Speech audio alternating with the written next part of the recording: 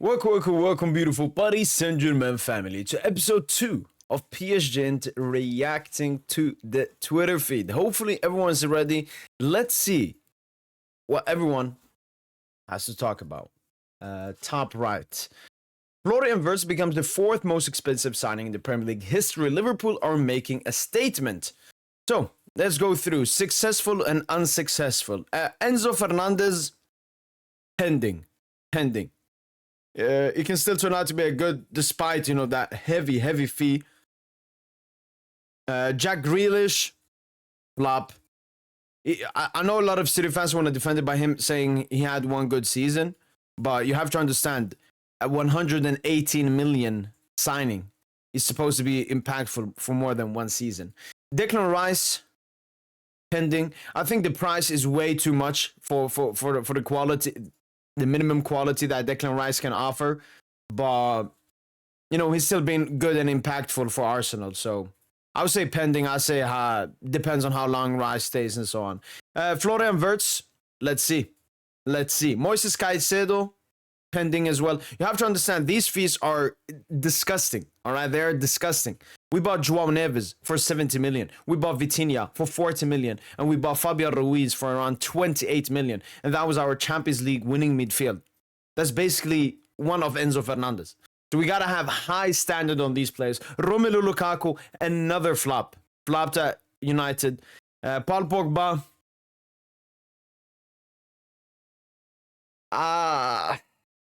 I want to say in between, like decent. He still had a lot of great moments with Manchester United, but looking at the price tag, he was there for a long time, and during that period, United always used to be mediocre.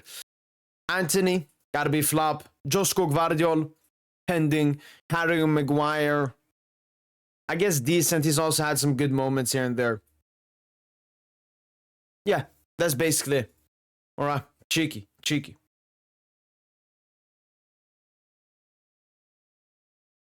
All right. Yeah, I've seen this video of Einar Skills. Once again, he's saying basically if Nico gets signed, it's over for the world. Where is it? Yeah, the world has to get ready. He did obviously the same thing for when Mbappe lands at Madrid. Now it's when Nico Williams lands at Madrid. I mean, the only thing I would say is, come on. Even a player with Mbappe's qualities and so on is not a world has to get ready moment. There is no world has to get ready moment. There's never been a transfer in footballing history. Maybe that has somewhat of that hype that the world needs to get ready, but there's no footballing signing that has made the world needing to be ready. And I don't think Nico will change that. Nico will be a great addition to this FC Barcelona squad. Hansi Flick seems to go even more offensive even into next season, wanting more attacking depth as well. So in that sense, Nico is a great signing, improving the squad going into next season. And Barca are obviously potentially hoping to win it all next season. But come on.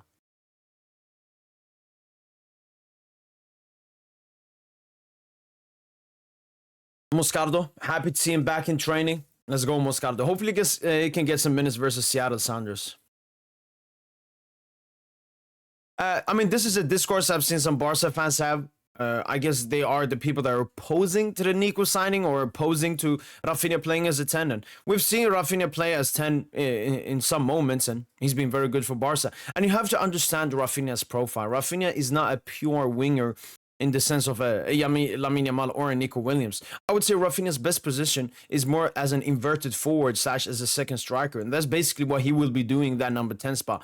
The number 10 spot doesn't mean Raphinha will just be sitting in the 10 the entire time. No, it just gives him that free role. And that's what Raphinha loves to do. And that's how he makes his dangerous runs all the time. Balde is usually the one hugging the touchline on the left-hand side, using that pace in behind and so on. But then you also have Raphinha. So I don't understand Barca fans complaining about it. Yes, maybe Barca lose control.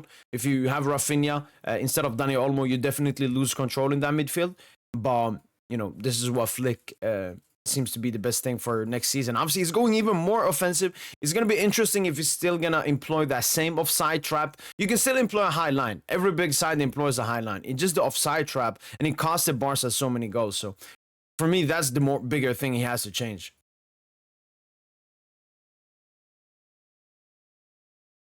Wirtz doesn't just want to be involved in attacking play, he wants to be the decisive part of it. He's straightforward and clear-minded, he waits, he picks his moments, and can alter the speed of a game with one touch or pass. That's why he seems ideal for Liverpool. The system play there has pace, vertical direction, or clear allocation for roles within the team. That should suit him very well. True. Maybe at Bayern, because there's Olise that wants to have the ball. There is Musiala who wants to have the ball. Wirtz would have less of it. But at Liverpool, Salah is not someone that always wants to have the ball. He's more of a direct winger, inverted forward.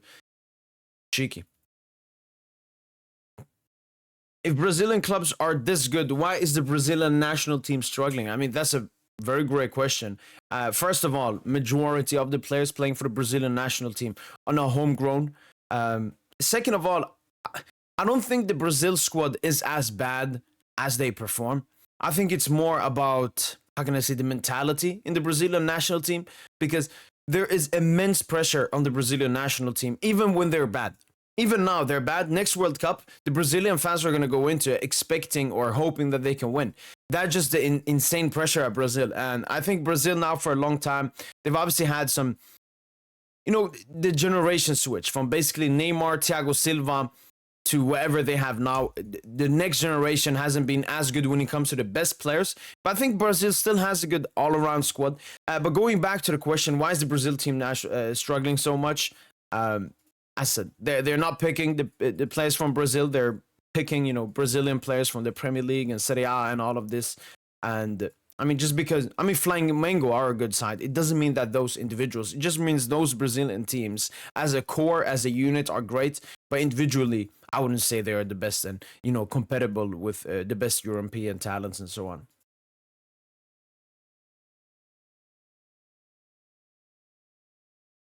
Shoulder surgery. Again, for me, this is one of the biggest gimmicks narratives that Madrid fans say. As soon as I slander Bellingham or say he had the ass performance, stop overrating him. I can mention the shoulder surgery, and everything. Come on, let's be serious here. Let's be serious. Whether there is a shoulder or not, because a lot of football players, a lot of superstars. There's one famous one, LeBron James. His hand got broken or something. I don't know what it was, but he didn't mention it until he got knocked out. That's when he mentioned it as an excuse, and that's exactly what the Bellingham thing feels like. Either it's a total lie, there is no shoulder issue, and this is just a gimmick to hide all of his bad performances, or he does actually have something with shoulder. But if you understand anything about human and anatomy and all of that, having your shoulder hurting doesn't mean you become ass. Doesn't mean you can't get the ball between the defenders and progress it as an actual midfielder. Doesn't mean you become less technical. So even if he has a surgery, a shoulder injury, it doesn't mean it excuses him from all of the bad and negative stuff he's done on the pitch. Doesn't make any sense. Yeah, I've seen that. Messi got nutmegged. Michael Olise, I didn't watch the game, but I saw the goal. Big goal. Looked like a big game as well. Bayern get the win. Huge goal from Michael Olise. And what a wonderful season he's had. Season to remember. 4-3, 4-0. Yeah, no, look. This is a message to Madrid. As a board, as the fans, everyone. Next season, there's going to be at least 2 El Clásicos in the league.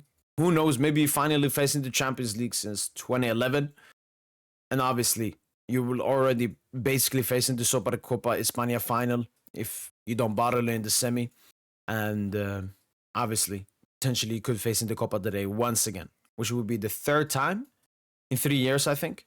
Previously, before that, it didn't happen that many times. I remember the last time, was it 18-19? I think Suarez scored a hat-trick in the second leg. But yeah, Madrid have to get something back on Barca, because Barca absolutely humiliated Real Madrid on 4 occasions, twice in the league, at the Bernabeu, at the Montjuic, and then in 2 cups.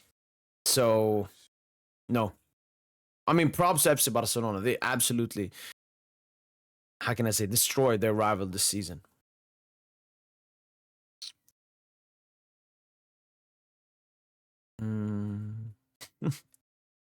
Go bigger than Cristiano Ronaldo's career.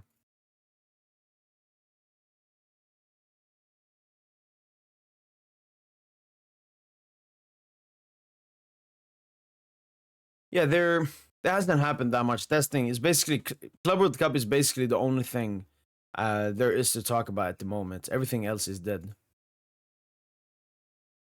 Kane, man of the match, 1 goal, 1 assist, 4 shots. You know what? Kane, another good game. Another good game from Harry Kane. Poof. Chelsea, man. I mean, this shows, inexperience from the Chelsea squad. Conceding 2 goals, consecutive goals that quickly. But shout out to Flamengo, man. They deserve the prop. Yeah, all right. This is something I can definitely discuss about. I've already made a tweet about it as well. Vinicius Jr., I think he got a lot of hate. And then he removed like a pinged Instagram tweet or something, just basically to show that he's sad and so on. This is something I've never understood from these weak mental people. It's this constant need of attention and showing people how they feel or how they think or anything. If I get asked a question, I'm gonna answer it. But if I'm sitting at home like Vinicius Jr. in this instance, and you get a lot of hate comments, I mean, you can respond to them if you want. You can not care if you want.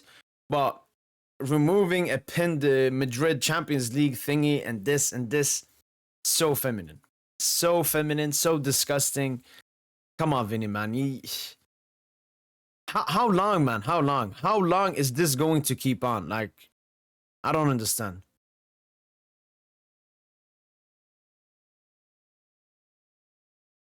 Gaps if you want, but the truth must be told. Signing Bradley Barcola is just picking up a younger Leroy Sané. I mean, the first thing is Bayern München have 0% chance of signing Bradley Barcola, especially this summer transfer window. Second of all, they're not even comparable. Leroy Sané had a couple of bunch of good seasons with City, was good with Schalke as well before in Champions League. He came at an older age, less hungry because of all of the Premier League success. Obviously, Bradley Barcola has that Champions League success, but didn't really start so. He still has a lot of hunger, and Sané came off 2 huge injuries as well. So I don't understand this comparison at all. And I don't understand Bayern fans who think that they can get Bradley Barcola. This question has been answered a billion times. There's a 0% possibility of Bradley Barcola joining Bayern München. I mean, I don't want to talk about this because it's just too much. It's just too disgusting. But this is someone else. Obviously, we all know about the first person. I think she was 30 years of age, and this is another one. Both of them adult, basically a porn star. Disgusting. And I think Yamal came out and said it's fake, and then she came out and said that she was reading the messages and all of that and so on. And she's saying that he was writing. I mean, I don't really care. For me, the only thing I've been against in this entire situation is the defending of Lamine Yamal. They're trying to portray like Lamine Yamal is the victim in this situation, that he has done. I mean, obviously morally, religiously wrong and so on, but just from a logical standpoint, if he wants to do this, he wants to do this. But the people trying to run this narrative that he's being manipulated and he's a minor and all of these narratives and gimmicks. Lamine Yamal is a grown-ass adult. If he does something, he's the one that is fully responsible for it. I've seen a lot of people blame the people around him, especially his dad and so on. Yes, they can take blame for not raising him well and so on. But Lamine Yamal is a grown-ass adult. If anyone should take responsibility over his actions, it should be himself. So please, remove this gimmick, remove this narrative. And that's been the case for all the Yamal stuff. It's always the defending from the Barca fans, just blind defending. Lamine Yamal can basically do whatever he wants, and they will always manage to find an excuse. It's pretty sickening. Nuno Espirito Santo signed a new contract with Nottingham Forest. Shared the same dream ambition, competing Premier League Europa, winning trophies for our great club. Wow. They managed to keep him.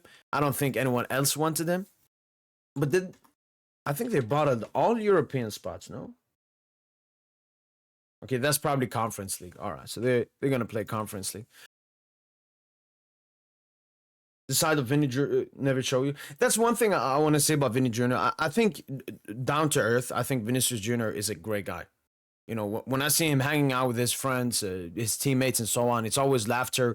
I haven't seen a single, Madrid player or someone that's been with Vinny say anything bad about Vinny. So I think Vinny genuinely is a good person. The only issue with Vinicius Jr., I would say mainly, is the trash talking.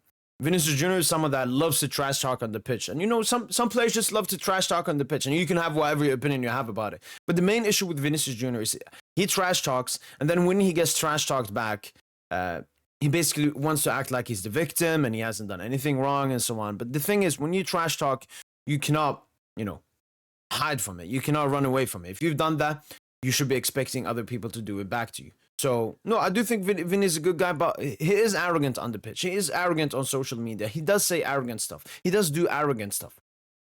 But, yeah, I genuinely think Vinicius deep down is a good guy. It's just the pressure, everything around him, and he just can't handle it because he has a very weak mentality.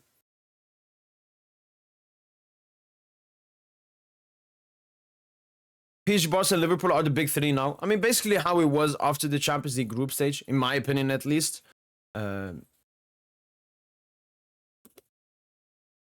Yeah, I mean, City, it depends. When I saw Ryan Deere sign for them, Turkey, all of that, I was like, maybe City could be really serious. But I don't know after watching that game. But it's only one game. Then obviously you don't know about Madrid. But Bayern look really cheeky. I think Bayern, the only issue with Bayern is they tried to strengthen the squad transfer window. They've failed on majority of their targets. So let's see how they continue this transfer window. And then maybe a Rafael Leao on that left-hand side. I also think they need a centre-back, maybe an actual right-back, maybe a good midfielder as well. So they need some strengthening to do until I can put Bayern here. But PSG, Barca, Liverpool, fair. Well, that's been it for part 2, episode 2 of PSGINT reacting to tweets. Hopefully you guys have enjoyed this video. And as usual, allez, Paris.